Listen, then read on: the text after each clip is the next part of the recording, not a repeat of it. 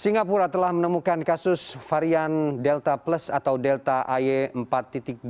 Penemuan varian Delta Plus di Singapura dikhawatirkan akan menyebar ke negara-negara Asia lainnya. Apakah varian Delta ini memiliki karakteristik yang dapat mempengaruhi laju penularan, keparahan gejala maupun vaksinasi? Ini melalui sambungan Zoom, saya sudah bersama Sony Hari B. Harmadi, Ketua Bidang Perubahan Perilaku Satgas Penanganan COVID-19, dan ada Profesor Chandra Yoga Aditama, Direktur Pasca Sarjana Universitas Yarsi dan Guru Besar Fakultas Kedokteran Universitas Indonesia. Selamat pagi Bapak-Bapak.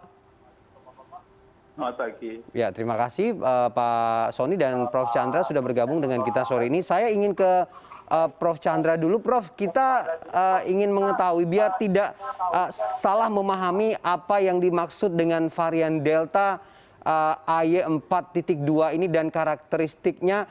Menjelaskannya secara sederhana bagaimana, Dok, Prof? Ya, gini, sebelum sampai ke AY4.2 saya mau mundur dulu sedikit. Ini kan ada gelombang satu di dunia ya, ada gelombang 1, ada gelombang 2, ada gelombang 3. Barusan kan ditulis di situ bahwa tidak pernah naik secara mendadak begitu ya. Nah, gelombang 1 dunia itu terjadi pada 4 Januari 2021, kemudian turun sampai 15 Februari dan kemudian naik lagi sampai gelombang kedua 21 April. Oke. Kemudian turun lagi sampai 14 Juni dan mulai naik lagi sampai gelombang ketiga 23 Agustus. Dan sesudah itu dia turun lagi sampai 11 Oktober dan sudah mulai naik lagi sedikit. Jadi dari 18 Oktober itu sudah naik 4,8% dibandingkan 11 Oktober. Kita tidak tahu apakah ini akan naik lagi, tapi kalau kita lihat gelombang 1 turun, dia naik lagi. Gelombang 2 turun, naik lagi. Gelombang ketiga turun, sekarang sudah seakan-akan sampai dasarnya dunia ini pada 11 Oktober dan sudah naik sedikit. Mudah-mudahan tidak naik terus gara-gara AY4.2, tapi ini gambaran umum di dunia. Itu satu yang saya ingin sampaikan tentang gambaran. Kemudian tentang varian ya. Seperti kita ketahui pada akhir 2020 atau awal 2021 dari India dikenal sebagai namanya varian yang namanya B1617. Oke. Belakangan orang tahu 1617 itu bukan cuma satu, ada 3. Ada 1617.1 yang kemudian dikasih nama varian Kappa, walaupun sekarang tidak dikasih nama Kappa lagi karena sudah bukan varian of interest. Kemudian ada B1617.2, itu yang disebut sebagai varian Delta, yang oleh WHO digolongkan sebagai varian of concern, jadi penyebab kenaikan kasus di banyak negara termasuk Indonesia. Dan yang ketiga ada B1617.3, yang memang belum dapat nama karena tidak dampaknya belum terlalu jelas. Jadi 3. Nah, dari 3 ini kita bicarakan kan yang titik 2, yang varian Delta. Varian Delta ini kemudian ada anaknya lagi begitu ya. Jadi B1617.2 ada anaknya lagi, ada yang A, ada yang C, ada yang J, ada yang K, dan yang banyak dibicarakan adalah sekarang yang jenis AY. AY itu sudah ada sekitar 75 jenis dari AY itu, tapi yang paling banyak dibicarakan AY.4. Kalau di Inggris AY.4 itu sudah sekitar 60% kasus baru dalam terakhir. Nah, AY.4.2 bagian dari 1617.2 tadi, AY.4.2 itu barusan saya cek sudah ada sekitar 11% di Inggris dari kasus terakhir. Kenapa di Inggris? Karena memang Inggris yang punya data cukup lengkap. Kenapa disebut AY? Karena ada mutasi di protein yang namanya A222V, maafnya agak terlalu teknis, dan ada mutasi juga di Y145H. Jadi tegasnya AY4.2 ini kalau diurut ke atas memang bagian dari B1617.2 atau varian Delta, dan kalau ke atas lagi ini bagian dari B1617, kalau ke atas lagi tentu bagian dari varian Delta. Sampai hari ini atau sampai kemarin lah, kan dunia mengirimkan data ke GIS8 genomik ya. Sudah ada 26.000 genomik varian AY.4.2 ini, dan ada di 42 negara, dan seperti tadi Mas Farid sampaikan beberapa hari lalu Singapura melaporkannya. Itu kira-kira gambaran. Saya mencoba menjelaskannya semudah mungkin, mudah-mudahan bisa ditangkap. Kalau untuk efikasi vaksin juga berdampak nggak, Dok, Prof? Atau juga implikasinya terhadap status infeksius atau tidaknya bagaimana dibanding yang lain? Oke. Jadi kalau ada varian baru, mau Delta, mau Alpha, mau Beta, mau 4.2, lalu dilihat terhadap 5 hal. Lalu itu. Bagaimana terhadap penularannya, 2, bagaimana terhadap berat ringannya penyakit, bagaimana pengaruh varian baru terhadap kemungkinan infeksi ulang, Keempat, bagaimana dampak varian baru terhadap alat diagnosis. Dan kelima, bagaimana dampak varian baru terhadap efektivitas vaksin. Selalu 5 ini yang dikemukakan datanya. Kalau datanya sudah lengkap, maka varian itu akan dikelompokkan sebagai VOC, datanya sudah lengkap. Misalnya saja varian Delta, kita sudah punya data terhadap 5 ini, 1, 1, 1, 1, sudah jelas. Si AY4.2 ini karena baru dan jumlahnya relatif masih kecil di dunia ini dibandingkan yang lain, maka yang ada baru data terhadap penularan. Belum ada data lengkap terhadap yang lainnya. Terhadap penularan ini ada 2 data yang sudah ada. Yang pertama diperkirakan 10-15% lebih menular, 1. Dan yang kedua ada data di Inggris, kalau varian Delta menular di kalangan rumah tangga itu 11%, maka varian yang AY4.2 ini menular di rumah tangga 12,4%. Jadi naik sekitar 10% dibandingkan varian Delta. Data terhadap yang lain kita masih tunggu dan mungkin akan ada beberapa waktu lagi. Walaupun sekarang orang sudah berhipotesa, tapi saya sih lebih suka kalau sudah ada data ilmiah yang pasti daripada kita berhipotesa. Oke, baik. Saya ke Pak Sony, kalau gitu saya akan bertanya soal data ini. Sudah ada termonitor, Pak, dari kasus varian atau subvarian Delta Plus ini di Indonesia, Pak?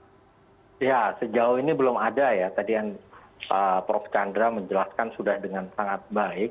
Nah, cuma memang sudah ditemukan di Singapura. Oleh karenanya kita perlu kewaspadaan. Ya, salah satu bentuk kewaspadaan kita adalah bagaimana memperketat screening pelaku perjalanan internasional. Nah, kemudian yang kedua, kita meningkatkan testing dan juga tracing. Ini terus dilakukan oleh pemerintah dan kami selalu menjelaskan bahwa apapun variannya, cara efektif pencegahannya karena ini virus yang sama, masih sama, pakai masker, jaga jarak, cuci tangan. Nah, memang kalau misalkan kita sangat tidak berharap varian ini masuk ke Indonesia, kalau sampai masuk dan dia lebih menular daripada varian Delta, lalu kemudian bisa menurunkan efektivitas vaksin, kalau masyarakat lengah, tidak mematuhi protokol kesehatan, tentu akan berdampak terhadap percepatan lonjakan kasus. Nah, ini yang betul-betul menjadi concern kita, menjadi sebuah kehati-hatian. Gitu, Pak Ferdi. Pak Sony, kalau melihat realita hari ini, mobilitas masyarakat dengan level PPKM yang berada di level 2 di sejumlah wilayah begitu ya di Indonesia, dan melihat juga ini adalah tetangga kita yang sudah ada kasusnya begitu, apakah kewaspadaan ini perlu ditingkatkan di pintu masuk pergerakan orang, khususnya jalur udara atau jalur laut? Bagaimana sistemnya yang akan diterapkan nanti? Betul, Bung Ferdi. Jadi yang pertama adalah kita membatasi entry point, ya, titik masuk yang diperbolehkan. Tidak semua bandara internasional kita boleh menerima kedatangan internasional. Tidak semua pelabuhan kita boleh menerima kedatangan internasional. Dan tidak semua pos lintas batas negara kita yang merupakan lintas darat itu diperbolehkan untuk dibuka. Makanya pemerintah menetapkan hanya beberapa entry point. Sebagai contoh, yang sekarang diperbolehkan hanya di Jakarta, lalu kemudian di Surabaya, di Bali, ya, terus kemudian di Samratulangi. Jadi di situ kita juga langsung melakukan tes PCR begitu orang tiba. Jadi selain diperiksa dokumennya, termasuk dokumen hasil pemeriksaan PCR sebelum keberangkatan dan juga kartu vaksinasi, dia juga langsung kemudian dites PCR. Nah, di situ ditunggu selama 1 jam. Bagi mereka yang positif langsung dipisahkan. Sehingga memang kita sekarang mendorong dan memang mewajibkan tes PCR dilakukan di entry point, bukan di tempat karantina, untuk menghindari terjadinya transmisi penularan selama orang berpindah dan juga selama karantina tadi. Makanya kita jauh lebih ketat sekarang, dan negara-negara yang diperbolehkan masuk ke Indonesia juga sangat dibatasi.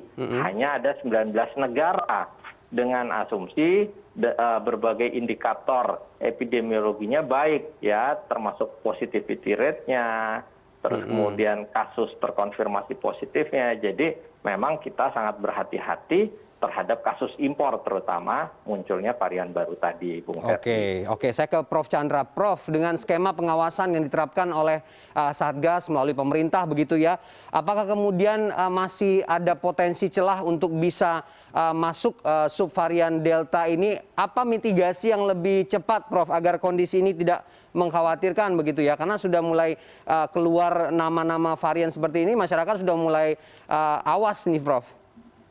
Ya, nomor satu setuju saya, masyarakat harus awas kalau ada varian-varian seperti ini, karena memang ini mungkin berkembang dari waktu ke waktu, itu nomor satu. Nomor dua, memang tidak ada cerita yang cepat ini, semua harus dilakukan secara sistematis. Ya. Pak Tony sudah sampaikan tadi, saya betul 5 poin sebagian besar disampaikan oleh Pak Tony. Nomor satu, tentu saja tetap untuk kita anggota masyarakat, tetap melakukan 3M atau 5M sesuai dengan protokol kesehatan, sementara pemerintah tetap menerapkan PPKM sesuai dengan levelnya. Seperti Mas Ferdi disampaikan, memang kalau sekarang kita keluar rumah, begitu saya kadang-kadang keluar rumah kita lihat bahwa di mana-mana sudah ramai ya, dan tidak semua orang menggunakan masker dengan benar. Jadi saya kira ini perlu terus diingatkan, bagus untuk CNN menggunakan acara ini untuk kembali mengingatkan masyarakat. Itu nomor satu. Kemudian nomor dua kan soal 3T, tes, treatment, dan telusur begitu ya. Itu kita harus tingkatkan ini. Nah, karena ini bicara tentang AY.4.2, maka yang harus juga ditingkatkan bukan hanya tes PCR biasa, tapi juga whole genome sequencing. Kita tahu bahwa kalau ada whole genome sequencing, negara itu akan mengirimkan ke GIS-8 yang mengumpulkannya ya. Berdasarkan data sampai tadi malam itu Indonesia sudah mengirimkan 8.350 genom ke GIS. Memang ini meningkat jauh karena dulu kita hanya periksa 400, tapi sekarang sudah 8.350. Tapi kalau dibandingkan negara lain ini masih lebih sedikit ya. Singapura itu 8.900. Filipina itu 16.000 yang sudah dikirimkan, India itu 70.000 yang sudah dikirimkan. Saya tidak mau bandingkan dengan Amerika yang sudah mengirimkan 1,4 juta atau 1,1 juta. Jadi saya usul Pak Tony dan teman-teman di kementerian itu juga tolong whole genome sequencing ini terus ditingkatkan. 8.000 sudah bagus naik, tapi naikkan terus karena Filipina bisa 16.000, India bisa 70.000, masa kita enggak. Ya. Terus yang kedua soal testing. Yang ketiga soal vaksinasi memang harus terus ditingkatkan. Kita bersyukur vaksin-vaksin terus berdatangan.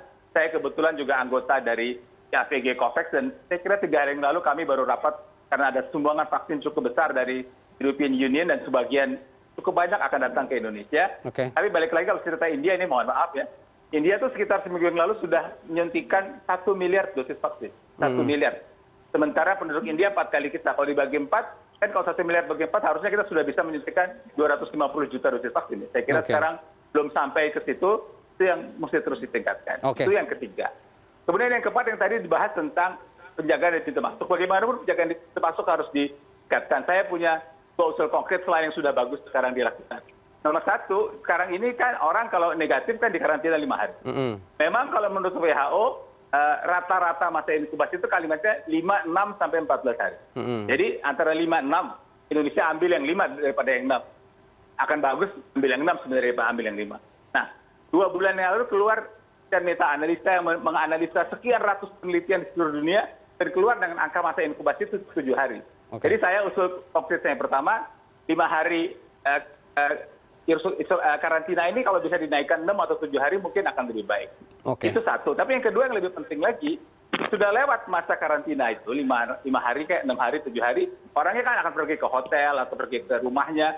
Itu tetap harus diawasi, minimal 14 hari. Ada juga cara yang mengawasi sampai 21 hari sesudah dari karantina ini. Jadi masih ada dalam kendali tugas kesehatan setempat, tidak perlu lagi dari pusat. Kalau dia pergi ke salah satu provinsi, maka dinas kesehatan atau puskesmas itu diberitahu, oh ada bapak ini atau ibu ini baru datang dari negara itu, tanggal sekian keluar karantina, tolong diawasi sampai tanggal sekian. Saya kira itu bisa dilakukan dengan sistem yang sekarang. Begitu juga ada itu yang keempat. Dan yang kelima terakhir, kita semua berharap kasus tetap landai, mudah-mudahan jangan naik lagi. Tapi kalau toh sampai naik lagi, tentu harus ada upaya-upaya yang bagus dilakukan di rumah sakit dan sebagainya. Jadi saya sampaikan Pak Ferdi juga Pak Tony, beberapa hari yang lalu itu Persatuan Rumah Sakit seluruh Indonesia baru melakukan kongres, dan itu dibuka oleh Bapak Presiden, dan Bapak Presiden mengingatkan juga hati-hati kemungkinan kasus berbagai varian baru, sudah mengingatkan rumah sakit. Jadi saya kira rumah sakit juga harus tetap alert dan waspada. Jadi 5 poin ini yang perlu dijaga untuk agar kasus ini tidak menjadi tidak terkendali. Oke, oke, baik. Pak Soni nanti tentu akan menjawab rekomendasi dan usulan ini. Apakah kemudian juga bagaimana strategi untuk potensi gelombang ketiga? Nanti dijawabnya setelah jeda, Pak. Kita akan kembali lagi di CNN Indonesia News Hour sesaat lagi.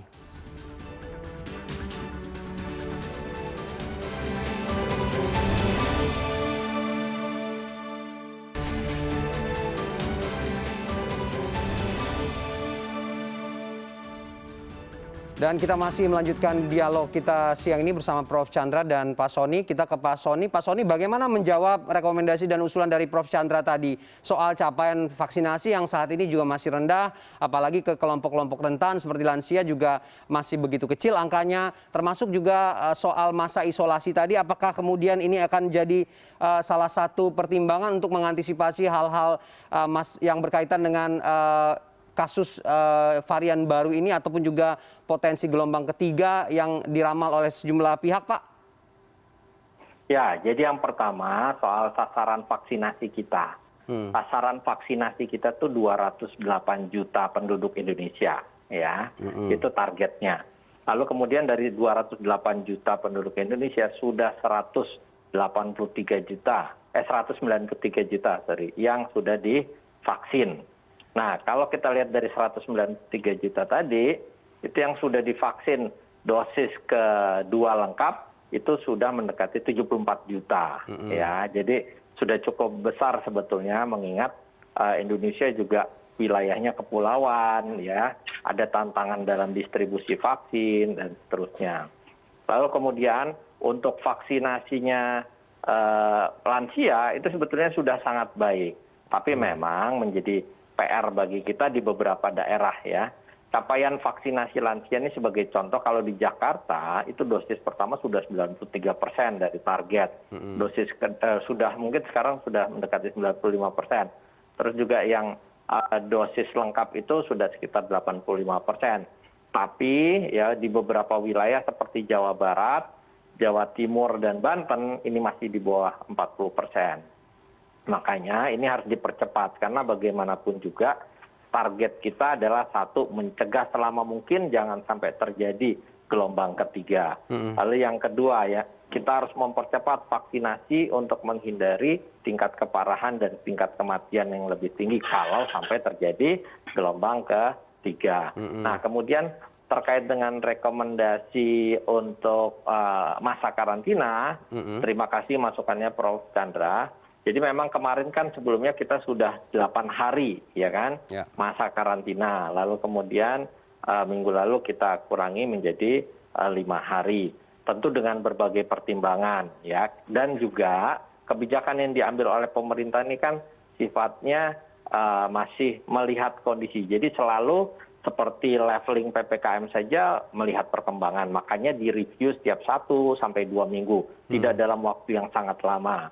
Lalu kemudian kebijakan lainnya, begitu kita menemukan kasus positif dari pelaku perjalanan internasional selalu dilakukan whole genome sequencing. Nah ini juga terima kasih Prof. Chandra, karena kita mencurigai takutnya itu adalah varian baru. Sehingga sampel dari para pelaku perjalanan internasional yang tadi positif, baik pada saat kedatangan dites maupun di hari ke-7 sebelumnya dan sekarang di hari ke-4, sebelum dia pulang menjalani masa karantina, itu memang dites lagi dan masih ada tuh ketika di hari ke-4 yang positif dan hasilnya dikirim untuk dites whole genome sequencing tadi. Lalu kemudian itu menjadi catatan kita, tetapi juga ini juga penting ya, para pelaku perjalanan internasional tadi bukan hanya menjalani masa karantina, tetapi sesudahnya ada masa pengawasan. Ya, kecuali memang dia berada di dalam travel bubble system, seperti para wisatawan yang akan datang ke Indonesia, itu kita buat syaratnya cukup ketat sehingga tidak sembarangan orang bisa masuk ke Indonesia. Nah, makanya karena syaratnya juga ketat, sampai sekarang juga akhirnya belum ada orang yang datang untuk berwisata. Ini juga menjadi catatan tersendiri, itu Bu Ferdi. Oke, baik. Saya ke Prof. Chandra. Prof, bentuk siap-siapnya kita dengan kondisi seperti sekarang ini, 5M atau 3M ini masih ampuh nggak, Prof? Atau ada jurus lain yang kemudian ditambah begitu supaya pertahanannya semakin kuat? Ya, pertama saya mau apresiasi dulu CNN ya. Kalau kita lihat di bawah tulisannya Indonesia waspada varian Delta AY.4.2. Saya tahu beberapa tempat atau beberapa, katakanlah saya diwawancara oleh tempat lain yang menyebutkan waspada varian Delta Plus. Kalau menggunakan Delta Plus nggak terlalu salah gitu, tapi karena ini kan memang Delta kemudian berpindah begitu, bukan berpindah, kemudian ada turunannya. Tapi varian Delta Plus itu bukan hanya AY.4.2. Kita ingat bulan Mei Juni dulu, saya kebetulan waktu itu ada kayak video call dengan teman-teman di India. Itu konjen kita mengatakan di India pada waktu itu sedang ada Delta Plus juga. Nah, Delta Plus yang waktu itu bukan AY.4.2. Delta Plus India waktu itu adalah K berapa 417 atau berapa gitu. Jadi Delta Plus itu namanya bisa macam-macam. Memang itu istilah yang umum dikemukakan, tapi baguslah kalau CNN memakai AY.4.2 karena ini spesifik apa yang akan kita bicarakan. Itu nomor satu yang mau disampaikan. Nomor dua, tentang apa yang perlu dilakukan sejauh ini, itu kan kita bicara bukan kata saya atau kata siapa, sejauh ini kan bukti ilmiah. Dan bukti ilmiah yang ada memang mengatakan bahwa 3M itu, atau bahkan 5M itu adalah cara yang paling baik sekarang untuk pembatasan sosial untuk mengatasi berbagai jenis varian, berbagai jenis pandemi COVID-19 ini, varian alfa, beta, gamma, dan delta. Jadi saya kira kita tetap lakukan 3M, 5M. Cuman yang penting adalah kepatuhannya itu ya, Mas Ferdi, kepatuhannya itu karena seperti saya sampaikan kita sekarang sudah cukup lihat orang yang tidak terlalu patuh lagi, walaupun tadi kita dengar Pak Soni punya angka-angka statistik yang tentu lebih akurat. Tapi saya misalnya saja, adiknya istri saya kemarin baru ke kampung di Jawa dan dia foto gitu, ada acara di rumah itu yang pakai vaksin, yang pakai masker cuma dia datang dari Jakarta gitu. Sampai istri saya tanya, ini memang di sana nggak ada lagi apa namanya virus COVID gitu. Jadi gitu memang ini mesti terus diingatkan karena tapi kalau kita lakukan 3M atau 5M ini dengan tepat, dengan maksimal, maka itu akan sangat membantu untuk menurunkan pembatasan. Cuman, Mas Ferdi, saya ingatkan sekali lagi, tidak mungkin pembatasan sosial saja. Jadi kalau bahasa Inggrisnya kan mereka mengatakan, we have to do it all. We have to do it all itu tiga-tiganya harus jalan. 3M, 5M-nya harus jalan, termasuk juga pembatasan sosial dari pemerintah dengan PPKM levelingnya. 3T harus jalan secara maksimal atau optimal. Vaksinasi juga harus jalan secara maksimal atau optimal. Tiga-tiganya harus jalan. Kita masyarakat punya peran untuk melakukan 3M atau 5M. Kita punya peran untuk kalau memang harus dites, melakukan tes.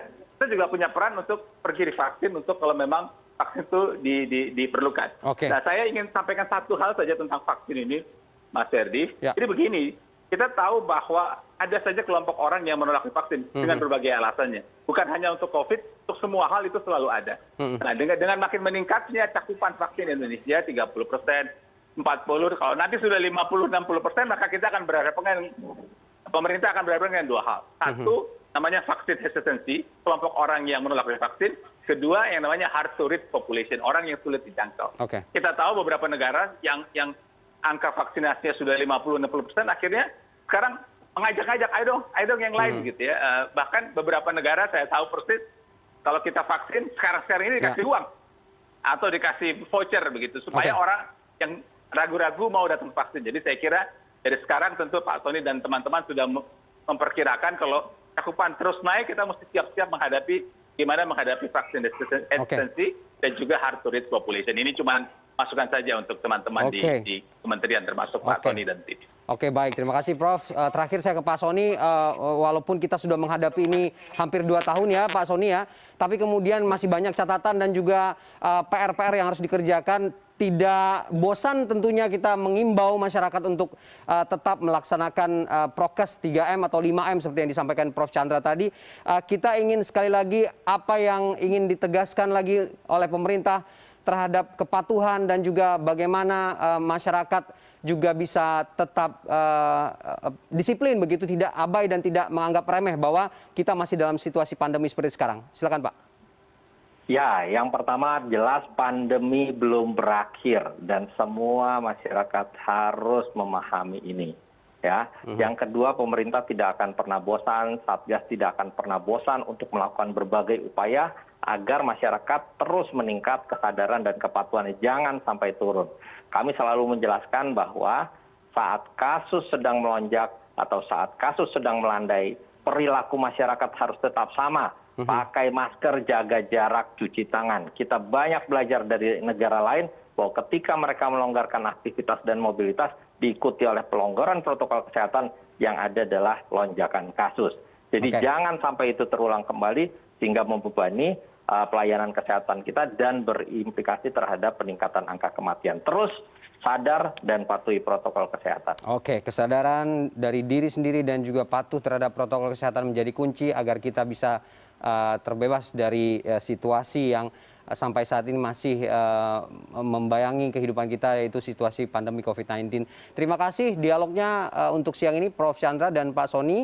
Salam sehat dan sampai berjumpa lagi di dialog selanjutnya.